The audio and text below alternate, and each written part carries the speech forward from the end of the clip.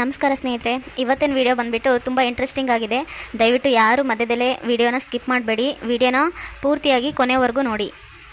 ಹಾಗೆ ವಿಡಿಯೋ ನೋಡಿದ ಮೇಲೆ ದಯವಿಟ್ಟು ಲೈಕ್ ಮಾಡಿ, ಹಾಗೆ ಹೈಪ್ ಮಾಡೋದನ್ನ ಮರಿಬೇಡಿ. ಏನು ರಾಧಿಕಾ, ಇತ್ತೀಚೆಗೆ ಫೋನೇ ಮಾಡ್ತಾ ಇಲ್ಲ? ಇಲ್ಲ ಕಿರಣ್, ಸ್ವಲ್ಪ ಬ್ಯುಸಿ ಇದೆ. ಎಲ್ಲ ಮದುವೆ ಕಾರ್ಯ ನಡೀತಾ ಇದೆಯಲ್ಲ, ಮನೇಲಿ ಕೆಲಸ ಇರ್ತಾವಲ್ಲ, ಹಂಗಾಗಿ ಸ್ವಲ್ಪ ಬ್ಯುಸಿ ಇದೆ. ನೀನು ಎಷ್ಟು ಬ್ಯುಸಿ ಇದೆ ಅಂತ ನಂಗೆ ಗೊತ್ತಿಲ್ವಾ? ನೀನೇನು ಮನೇಲಿ ಏನಾದರೂ ಕೆಲಸ ಮಾಡ್ತೀಯಾ ಮತ್ತೊಂದು? ಅಂಥದ್ದೇನು ಬ್ಯುಸಿ ನೀನು? ಅದಿರಲಿ, ಮನೇಲಿ ಹೆಂಗೆ ನಡೀತಾ ಇದೆ ಮದುವೆ ಎಲ್ಲ ಕೆಲಸ? ಏನು ಹಂಗೆ ಒಳ್ಳೆ ಜವಾಬ್ದಾರಿ ಇರೋ ಅಂತನ ಕೇಳ್ತಾ ಇದ್ದಾನೆ, ಎಲ್ಲ ನಾಟಕ ಒಂದು. ಹಾಂ, ಹಂಗೆ ನಡೀತಾ ಇದೆ. ಅಣ್ಣ ಮತ್ತು ಪಾರ್ವತಿ ಇದ್ದಾರಲ್ಲ, ಅವರು ನೋಡ್ಕೋತಿದ್ದಾರೆ.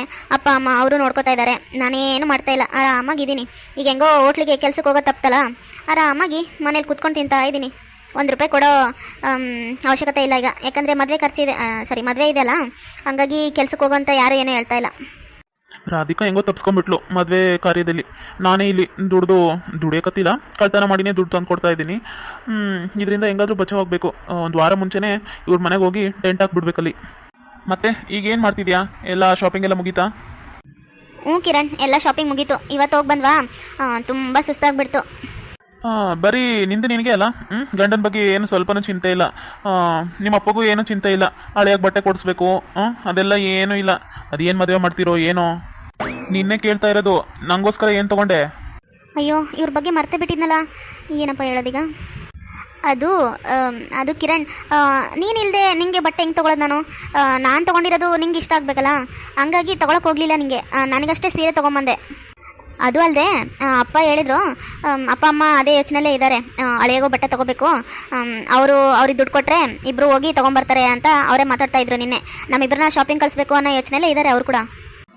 ಹೌದಾ, ಸರಿ. ಹಂಗಾದ್ರೆ ನೋಡು, ನಿಮ್ಮಪ್ಪ ನಿಮ್ಮಮ್ಮಗೆ ಹೇಳು, ಜಾಸ್ತಿ ಕಾಸ್ಟ್ಲಿ ಇರಬೇಕಂತ ಹೇಳು ನನ್ನ ಬಟ್ಟೆಗಳೆಲ್ಲ. ಯಾಕಂದರೆ ಈಗ ನಿಮ್ಮ ಮನೆಗೆ ದೊಡ್ಡಳಿ ಅಂದರೆ ನಾನೇ ಆಗ್ತೀನಾ, ಅದಕ್ಕೆ ಒಳ್ಳೆ ಬಟ್ಟೆ ಕೊಡಿಸ್ಬೇಕು. ಮತ್ತು ನೀವು ಅವ್ರು ಬೇರೆ ಎಲ್ಲ ದೊಡ್ಡ ಇದ್ದಂಥವ್ರು ಇದ್ದಾರೆ. ನಾನು ಮಾಮೂಲಾಗಿ ಬಟ್ಟೆ ಕೊಡಿಸಿದ್ರೆ ನಾನು ಹಾಕೊಳ್ಳೋಂಗಿಲ್ಲ, ಇವಾಗಲೇ ಹೇಳ್ತಾ ಇದ್ದೀನಿ. ನಿಮ್ಮಪ್ಪ ನಿಮ್ಮಮ್ಮಗೆ ನೀನೇ ಹೇಳಬೇಕು, ನನಗೆಲ್ಲ ಕಾಸ್ಟ್ಲಿ ಇರಬೇಕು ಬಟ್ಟೆಗಳೆಲ್ಲ. ಆದರೂ ಹುಡುಗರಿಗೇನಂತ ಏನಿರ್ತವೆ, ಡಿಸೈನ್ಸ್ ಏನೂ ಇರಲ್ಲ ನಿಮಗೆ. ಅದೇ ಪ್ಯಾಂಟು ಅದೇ ಶರ್ಟ್ ಅಲ್ಲ. ನಿನ್ನ ತಲೆ, ನಿಂಗೆ ಗೊತ್ತಿರೋದಷ್ಟೇ. ನಮ್ಗೆ ಯಾಕಿರಲ್ಲ? ನಮಗೆಲ್ಲ ಅದೇನೋ ಶರ್ವಾನಿ ಮತ್ತು ಸೂಟ್ಸು ಏನೋ ಇರ್ತಾವೆ, ಡ್ರೆಸ್ ಅವೇನೋ ಇರ್ತಾವೆ. ನಿಂಗೆ ಅದೆಲ್ಲ ಗೊತ್ತಾಗಲ್ಲ. ನಾನು ನೀನು ಹೋಗ್ತೀವಲ್ಲ ಶಾಪಿಂಗ್ಗೆ, ಅವಾಗ ಬೇಕಾದ್ರೆ ನಿಂಗೆ ತೋರಿಸ್ತೀನಿ ಹೆಂಗೆ ಇರ್ತಾವಂತ. ನಂಗೆ ಏನಿಲ್ಲ ಅಂದರೂ 2-3 ಜೊತೆ ಬೇಕೇ ಬೇಕು. ಏನೋ 2-3? 2 ಜೊತೆ ಸಾಕೇನೋ? ಏನು ಬರೀ ಮದುವೆಲಿ 2 ಡ್ರೆಸ್ ಹಾಕೊಂಡು ತಿರ್ಗಾಡ್ಲ? ಏನಿರಂಗಿಲ್ಲ ಅಲ್ಲಿ ಫಂಕ್ಷನ್ಗಳು, ಹಲ್ದಿ ಫಂಕ್ಷನ್ ಅಂತ, ರಿಸೆಪ್ಷನ್ನು, ಮತ್ತಿನ್ನ ತಾಳಿ ಅದೆಲ್ಲ ಇರುತ್ತಲ್ಲ. ಏನು ಅವನೇ ಹಾಕೊಂಡಿದ್ದಕ್ಕಳ? ನಂಗೆ ಗೊತ್ತಿಲ್ಲ, 3 ಆಗಲೇಬೇಕು. ಹೇಳಿ ನಿಮ್ಮಪ್ಪ ನಿಮ್ಮಮ್ಮಗೆ. ಸರಿ, ಹೇಳ್ತೀನಿ. ಹೇಳ್ತೀನಿ ಅಂತೇಳಿ ಹಂಗೆ ಬಿಟ್ಬಿಡ್ಬೇಡ, ನೋಡು ಮರಿಬೇಡ. ಸರಿ, ಆಯಿತು ಬಿಡ್ರಿ, ಹೇಳ್ತೀನಿ. ಅಲ್ಲ, ಈಗ ನಮ್ಮ ಅಣ್ಣನ ಮದುವೆಗೆ ನಾವೇನು ಗಿಫ್ಟ್ ಕೊಡೋಣ? ನಮ್ಮ ಮನೇಲಿ ಅಪ್ಪ ಮತ್ತು ಅಣ್ಣ ಎಲ್ಲರೂ ಕೇಳ್ತಾ ಇದ್ದಾರೆ. ನೀನು ಅಷ್ಟೆಲ್ಲ ಅಣ್ಣನ ಜೊತೆ ಸೇರಿ ನಿಮಗೂ ಅವರೆಲ್ಲ ಬೀಗರು ದುಡ್ಡು ಕೊಡ್ತಾ ಇದ್ದಾರಲ್ಲ, ಮತ್ತು ನೀವೇನು ಕೊಡ್ತೀರಾ ಗಿಫ್ಟು ಅಂತ ಎಲ್ಲ ಕೇಳ್ತಾ ಇದ್ದಾರೆ. ಅದ್ರ ಬಗ್ಗೆ ಏನಾದರೂ ಯೋಚನೆ ಮಾಡಿದ್ಯಾ? ಕೊಟ್ಟಿಲ್ಲ ಅಂದರೆ ಏನು ಮಾಡ್ಕೊತಾನಂತ ನಿಮ್ಮಣ್ಣ? ನಾನು 8 ಸನಿ ಕೊಡಂಗಿಲ್ಲ. ನಾವು ಗಿಫ್ಟ್ ಕೊಟ್ಟಿಲ್ಲ, ಮುಯ್ಯಿಟ್ಟಿಲ್ಲ ಅಂದರೆ ಅದೇನು ಮದುವೆ ನಿಂತ ಗೊತ್ತಾ? ಇದೇನು ಕಿರಣ್, ಹಿಂಗೆ ಮಾತಾಡ್ತಿದ್ಯಾ? ಮತ್ತೆ ಬರೀ ದುಡ್ಡು ಇಸ್ಕೊಳಕ್ಕೆ ಸಹಿ ವಾಪಸ್ ಗಿಫ್ಟ್ ಕೊಡಲ್ಲ, ಮುಯ್ ಕೊಡಲ್ಲ ಅಂತ ಭಯಲ್ವಾ? ನಮ್ಮ ಮನೇಲಿ ಆಗಲೇ ನನಗೆ ಕೊಡಲೇಬೇಕು ಅಂತ ಆರ್ಡ್ರ್ ಮಾಡಿದ್ದಾರೆ. ಅದು ಅಲ್ಲದೆ ಕೊಟ್ಟಿಲ್ಲ ಅಂದರೆ ಅವರು ಹೆಣ್ಣಿನ ಕಡೆನಾದರೂ ಕೇಳ್ತಾರಲ್ಲ, ಇಷ್ಟೆಲ್ಲ ಇಸ್ಕೊತಿದ್ದೀರಾ, ನೀವೇನು ಗಿಫ್ಟ್ ಕೊಡೋಂಗಿಲ್ಲ ಅಂತ ಕೇಳ್ತಾರಾ? ಅವಾಗ ನಮ್ಮಿಬ್ರು ಮರ್ಯಾದೆ ತಾನೇ ಹೋಗೋದು. ಅಷ್ಟೋ ಇಷ್ಟೋ ಸ್ವಲ್ಪನಾದರೂ ಏನಾದರೂ ಒಂದು ಕೊಡಬೇಕಲ್ಲ. ಕೊಟ್ಟಿಲ್ಲ ಅಂದರೆ ಹೆಂಗೆ ನಡೆಯುತ್ತೆ ಹೇಳು? ಸರಿ, ಹಂಗಾದ್ರೆ ಏನೋ ಒಂದು 3,000ನೋ ಒಂದು 5,000ನೋ ಇಟ್ಟರೆ ಆಯ್ತು ಬಿಡು. ಏನೋ 3,000 5,000ನಾ?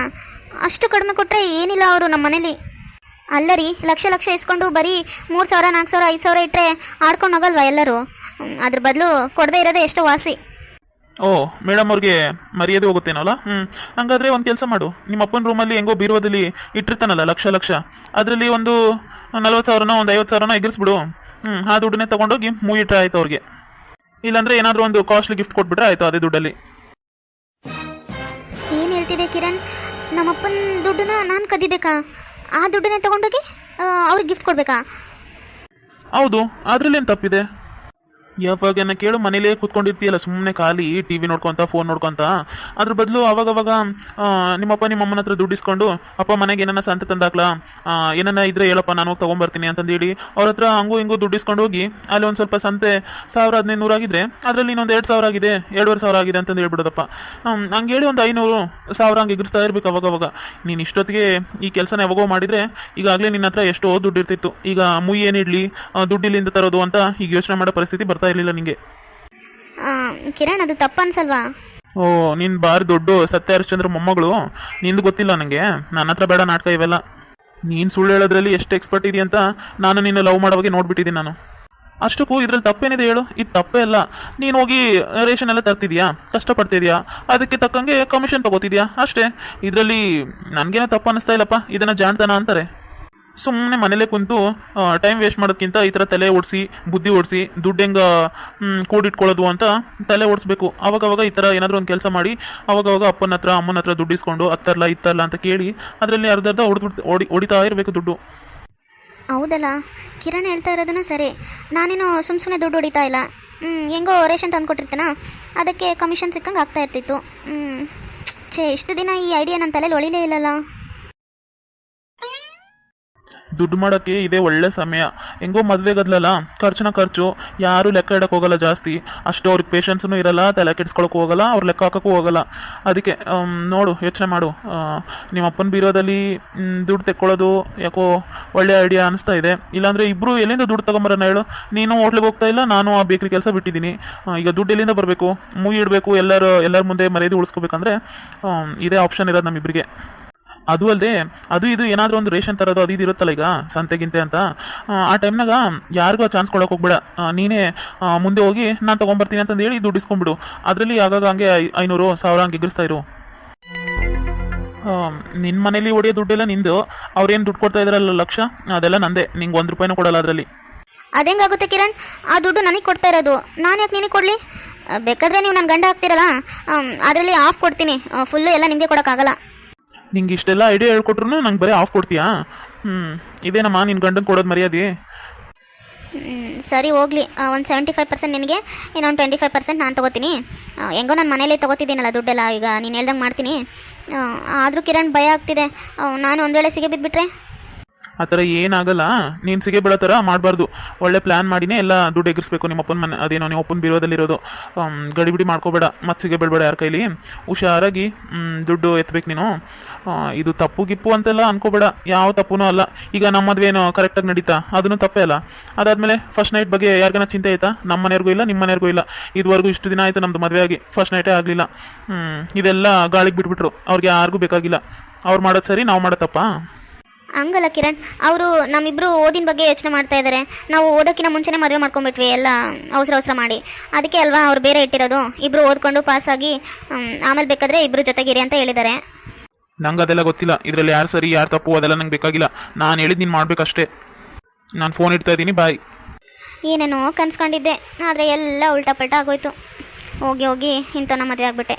ಒಂದು ಕಡೆ ಖುಷಿ ಪಡಬೇಕಾ, ನಾನು ಪ್ರೀತಿಸಿದ ಹುಡುಗನೇ ಮದುವೆ ಆದಂಥ ಖುಷಿ ಪಡಲಾ, ಅಥವಾ ಹೋಗಿ ಇಂಥ ನಾಲಾಯಕನ ಲವ್ ಮಾಡಿಬಿಟ್ಟು ಮದುವೆ ಮಾಡ್ಕೊಂಡೆ ಅಂತ ದುಃಖ ಪಡಲಾ? ಒಂದು ಅರ್ಥ ಆಗ್ತಾಯಿಲ್ಲ. ಎಲ್ಲ ನನ್ನ ಹಣೆ ಬರ. ಇವಳಿಗೆ ಹೆಂಗೋ ಈಗ ತಲೆಗುಳ ಬಿಟ್ಟೆ, ಮಾಡ್ತೀನಿ ಅಂತ ಒಪ್ಕೊಂಡಿದ್ದಾಳೆ. ಇನ್ನು ನನ್ನ ಕೆಲಸ ನಾನು ಮಾಡಬೇಕು. ಹಿಂಗೆ ಸುಮ್ಮನೆ ಕುಂತ್ರೆ ದುಡ್ಡು ಎಲ್ಲಿಂದ ಬರಬೇಕು? ಈಗೆಲ್ಲ ನಾವು ಹೋಗಬೇಕು, ಜನ ಜಗ್ಗಿರತ್ತಲ್ಲಿ ಹೋಗಿ ದುಡ್ಡು ಎಗರಿಸ್ಬೇಕು. ಇವತ್ತೆಲ್ಲಿ ಹೋಗಲಿ? ಸೂಪರ್ ಮಾರ್ಕೆಟಿಗೆ ಹಂಗೆ ಹೋಗ್ತೀನಿ. ಇವತ್ತು ಸಂತೆಗಿಂತೆ ಮಾಡೋರು ಜಗ್ಗಿ ಜನ ಇರ್ತಾರ, ಅಲ್ಲಿ ರಶ್ ಇದ್ದಲ್ಲಿ ಹೋಗಿ ಯಾರ್ದಾನ ಒಂದು ಇವತ್ತು ಪರ್ಸ್ ಎಗರಿಸ್ಬೇಕು. ಕಿರಣ್ ಕೇಳಿದ್ರೆ ಏನೋ ಒಪ್ಕೊಂಡ್ಬಿಟ್ಟೆ ಮಾಡ್ತೀನಿ ಅಂತ. ಈಗ ಹೆಂಗಪ್ಪ ನಮ್ಮಪ್ಪನ ರೂಮಲ್ಲಿ ದುಡ್ಡು ಎಗರಿಸೋದು? ನಂಗಂತೂ ಭಯ ಆಗ್ತಾಯಿದೆ. ನಾನು ಯಾವತ್ತಿಂತ ಕೆಲಸ ಮಾಡಿಲ್ಲ. ಈಗ ಇವ್ರು ಹೇಳ್ದಂಗೆ ಕೇಳಿಲ್ಲ ಅಂದರೆ ಮತ್ತೆ ನನ್ನ ಮೇಲೆ ರೇಗಾಡ್ತಾರೆ. ಈಗ ಏನು ಮಾಡಲಿ? ನಮ್ಮ ಅಣ್ಣಂಗೆ ಗಿಫ್ಟ್ ಆದರೂ ತರಕ್ಕೆ ನನ್ನ ಹತ್ರ ದುಡ್ಡೂ ಇಲ್ಲ, ಅವ್ರ ಹತ್ರನೂ ದುಡ್ಡಿಲ್ಲ. ಈಗ ಏನು ಮಾಡಲಿ? ಕಿರಣ್ ಹೇಳ್ದಂಗೆ ಮಾಡಲಾ? ಹಾಗೆ ಮಾಡಬೇಕು, ಬೇರೆ ದಾರಿ ಇಲ್ಲ. ಇಲ್ಲಾಂದರೆ ಗಿಫ್ಟ್ ಕೊಟ್ಟಿಲ್ಲ ಅಂದರೆ ಮರ್ಯಾದೆ ಹೋಗುತ್ತೆ ಎಲ್ಲರ ಮುಂದೆ. ಈಗ ಅವರು ದುಡ್ಡನ್ನು ಮೊದಲೇ ಕೊಡಲ್ಲ, ಕೊಟ್ಟಿದ್ರೆ ಅದೇ ದುಡ್ಡನ್ನು ಅದರಲ್ಲಿ ಅರ್ಧ ಅವ್ರಿಗೆ ಕೊಡ್ಬೋದಾಗಿತ್ತು. ಈಗ ಅವರು ಮದುವೆ ಟೈಮಲ್ಲೇ ದುಡ್ಡು ಕೊಡ್ತಾ ಇರ್ತಾರೆ. ಈಗ ಆ ದುಡ್ಡನ್ನೇ ಅಲ್ಲೇ ತೊಗೊಂಡು ಅಲ್ಲೇ ಕೊಟ್ಟರೆ ಏನು ಚೆನ್ನಾಗಿರಲ್ಲ. ಮುಂಚೆನೇ ತರಬೇಕೇನಾದರೂ ಗಿಫ್ಟು. ಮುಂಚೆ ದುಡ್ಡು ಬೇಕು ಅಂದರೆ ಯಾರ ಹತ್ರನಾದರೂ ಸಾಲ ಮಾಡಬೇಕಾಗುತ್ತೆ. ನಂಗೆ ಯಾರು ಸಾಲ ಕೊಡ್ತಾರೆ? ನಾನು 1 ರೂಪಾಯಿ ದುಡಿಯಲ್ಲ. ಅದು ಹೋಟ್ಲು ಕೆಲಸಕ್ಕೆ ಹೋಗ್ತೀನಿ, ಅದು ಬರೋದೇ ಸ್ವಲ್ಪ, ಒಂದು 5000. 5,000 ಇಟ್ಕೊಂಡು ನನಗೆ ಯಾರು ಸಾಲ ಕೊಡಬೇಕು? 5,000 ತಿನ್ನೋಕೆ ಉಣ್ಣಕ್ಕೆ ನಂಗೆ ಆಗ್ತಾಯಿಲ್ಲ, ಅದ್ರಲ್ಲಿ ಬೇರೆ ಮನೆಗೆ ತಂದು ಕೊಡಬೇಕು. ನನ್ನ ಕೈಲಿ ಆಗಲ್ಲ ಸಾಲಾಗಿಲ್ಲ ಮಾಡೋದು. ಕಿರಣ್ ಹೇಳ್ದಂಗೆ ನಮ್ಮಪ್ಪಂದು ರೂಮಲ್ಲಿ ಹೋಗಿ ಬೀರೋದಲ್ಲಿರೋ ದುಡ್ಡನ್ನೇ ಎಗರಿಸ್ಬೇಕು. ಹೆಂಗೋ ಮದುವೆ ಎಲ್ಲ ಕಿರಣ್ ಹೇಳ್ದಂಗೆ ಇವರೆಲ್ಲ ಬ್ಯುಸಿ ಇರ್ತಾರೆ, ಯಾರೂ ಆ ದುಡ್ಡನ್ನೆಲ್ಲ ಲೆಕ್ಕಕ್ಕೆ ಹೋಗಲ್ಲ. ಹಂಗೆ ಮಾಡಿದ್ರೆ ಆಯಿತು. ಅಂತೂ ಕೋತಿ ತಾನು ಕೆಡೋದಲ್ಲದೆ ವನನೆಲ್ಲ ಕೆಡಿಸ್ತು ಅನ್ನಂಗೆ ಈ ಕಿರಣ್ ರಾಧಿಕಾನೂ ಹಾಳು ಮಾಡ್ತಾ ಇದ್ದಾನೆ ಅವಳ ಬುದ್ಧಿನ. ಇವಳೇನು ಸರಿ ಇಲ್ಲ, ಇವಳ ಬುದ್ಧಿನೂ ಅಷ್ಟೇ. ಆದರೆ ಅವನಷ್ಟು ಕೆಟ್ಟವಳಂತೂ ಅಲ್ಲ. ಅಂದರೆ ಈ ಥರ ಕೆಳ್ತನ ಮಾಡೋದು ಆ ಥರ ಎಲ್ಲ ಏನೂ ಇರಲ್ಲ. ಆದರೆ ಅವನ ಜೊತೆ ಇದ್ದು ಅದನ್ನು ರಾಧಿಕಾ ಕಲಿತಾಳೋ ಏನು ಮಾಡ್ತಾಳೋ ಅಂತ ಮುಂದೆ ನೀವೇ ನೋಡಿ. ಒಂದು ವೇಳೆ ಕಳ್ತನ ಮಾಡಿದರೆ ಆ ದುಡ್ಡು ಎಲ್ಲಿಂದ ಬಂತು ಅಂತ ಮನೆಯವ್ರು ಕೇಳಿದ್ರೆ ಹೇಳ್ಬೇಕು ಅನ್ನೋ ಯೋಚನೆ ಕೂಡ ಇವರಿಬ್ರಿಗೂ ಇಲ್ಲ. ಮುಂದೆ ಏನಾಗುತ್ತಂತ ಕಾದು ನೋಡಿ. ನಿಮ್ಗೆ ಈ ವಿಡಿಯೋ ಇಷ್ಟ ಆಗಿದ್ರೆ ದಯವಿಟ್ಟು ಲೈಕ್ ಮಾಡಿ, ಹಾಗೆ ಶೇರ್ ಮಾಡೋದನ್ನ ಮರಿಬೇಡಿ.